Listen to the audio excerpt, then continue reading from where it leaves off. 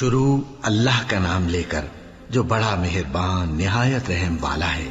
اور جب ان کے پاس اللہ کی طرف سے پیغمبر آخر الزماں صلی اللہ علیہ وآلہ وسلم آئے اور وہ ان کی آسمانی کتاب کی تصدیق بھی کرتے ہیں، تو جن لوگوں کو کتاب دی گئی تھی ان میں سے ایک جماعت نے اللہ کی کتاب کو پیٹ پیچھے پھینک دیا، گویا وہ جانتے ہی نہیں، اور ان چیزوں کے پیچھے لگ گئے جو سلیمان کے عہد سلطنت میں شیاطین پڑھا کرتے تھے۔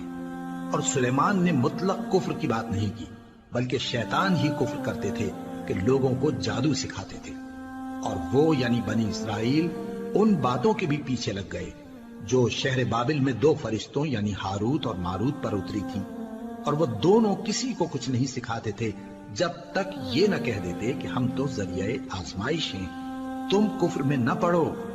غرض لوگ ان سے وہ چیز سیکھتے جس سے میاں بیوی میں جدائی ڈال دے، اور اللہ کے حکم کے سوا وہ اس چیز سے کسی کا کچھ بھی نہیں بگاڑ سکتے تھے، اور کچھ ایسے منتر سیکھتے جو ان کو نقصان ہی پہنچاتے اور فائدہ کچھ نہ دیتے، اور وہ جانتے تھے کہ جو شخص ایسی چیزوں یعنی سحر اور منتر وغیرہ کا خریدار ہوگا اس کا آخرت میں کچھ حصہ نہیں، اور جس چیز کے عوض انہوں نے اپنی جانوں کو بیچ ڈالا وہ بری تھی، کیا اچھا ہوتا جو وہ اس بات کو جانتے، اور اگر وہ ایمان لاتے اور پرہیزگاری کرتے تو اللہ کے ہاں سے بہت اچھا صلہ ملتا، کیا اچھا ہوتا جو وہ اس سے واقف ہوتے۔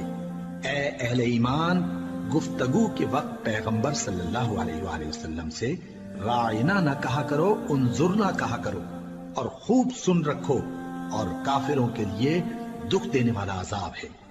جو لوگ کافر ہیں، اہل کتاب یا مشرک، وہ اس بات کو پسند نہیں کرتے کہ تم لوگوں پر تمہارے پروردگار کی طرف سے خیر و برکت نازل ہو، اور اللہ تو جس کو چاہتا ہے اپنی رحمت کے ساتھ خاص کر لیتا ہے، اور اللہ بڑے فضل کا مالک ہے۔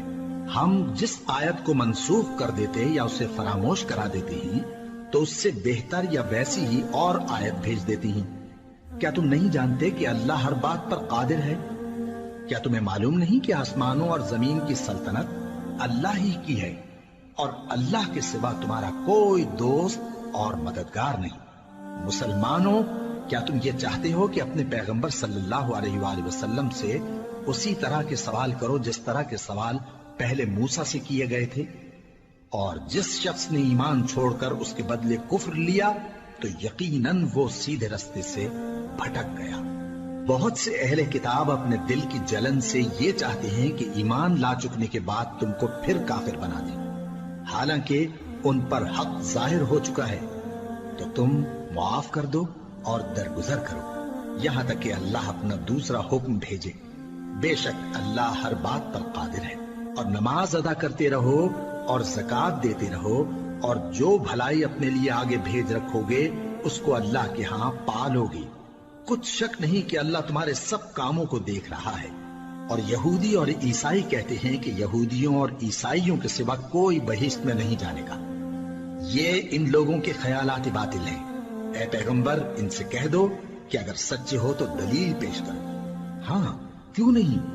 جو شخص اللہ کے آگے گردن جھکا دے یعنی ایمان لے آئے اور وہ نیکوکار بھی ہو تو اس کا صلہ اس کے پروردگار کے پاس ہے، اور ایسے لوگوں کو قیامت کے دن نہ کسی طرح کا خوف ہوگا اور نہ وہ غمناک ہوں گے۔ اور یہودی کہتے ہیں کہ عیسائی رستے پر نہیں، اور عیسائی کہتے ہیں کہ یہودی رستے پر نہیں، حالانکہ وہ کتاب الہی پڑھتے ہیں۔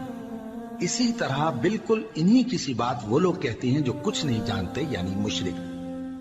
تو جس بات میں یہ لوگ اختلاف کر رہے ہیں اللہ قیامت کے دن اس کا ان میں فیصلہ کر دے گا، اور اس سے بڑھ کر ظالم کون جو اللہ کی مسجدوں میں اللہ کے نام کا ذکر کیے جانے کو منع کرے اور ان کی ویرانی کے لیے کوشش کرے۔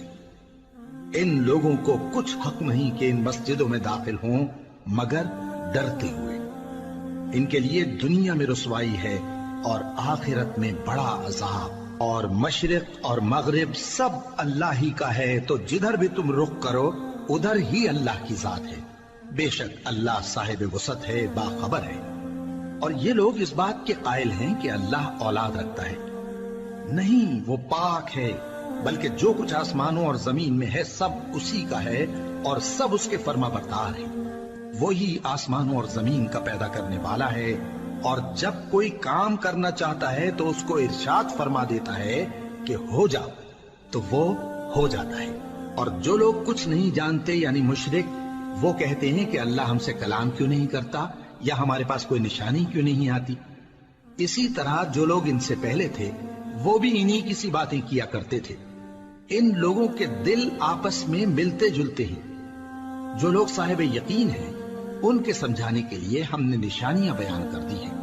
اے پیغمبر، ہم نے تم کو سچائی کے ساتھ خوشخبری سنانے والا اور ڈرانے والا بنا کر بھیجا ہے، اور اہل دوزخ کے بارے میں تم سے کچھ پرسش نہیں ہوگی، اور تم سے نہ تو یہودی کبھی خوش ہوں گے اور نہ عیسائی، یہاں تک کہ ان کے مذہب کی پیروی اختیار کر لو۔